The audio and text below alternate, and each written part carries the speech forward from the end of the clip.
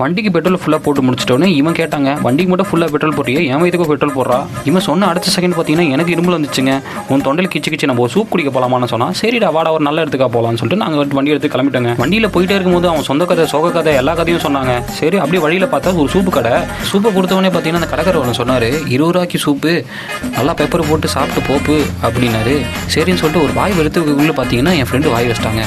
சரி கொஞ்சம் சாப்பிட்டு போடுறான்னு சொல்லிட்டு சாப்பிட்டு பார்த்தா ஒரு ரியாக்ஷன் வர பண்ணாங்க. இப்போ சும்மா ஒரு கலக்கி இந்த பெப்பரோடு சேர்த்து அப்படியே குடிச்சோம்னா என்ன டேஸ்ட்டு கைஸ், சூப்பராக இருந்துச்சு.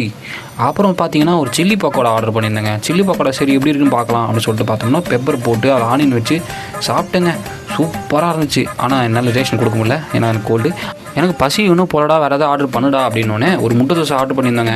அது சாப்பிட்டு பார்த்துட்டு ரியாக்ஷன் கொடுக்கறதுக்குள்ளே ரியாக்ஷன்லாம் போதும் மாப்பிள்ள, பேமெண்ட் கட்டிட்டு கிளம்பலாம் மாப்பிள்ள அப்படின்னோடனே சரிங்க நானும் கிளம்பிட்டேங்க. அவ்வளோதாங்க, சப்ஸ்கிரைப் பண்ணுங்கள்.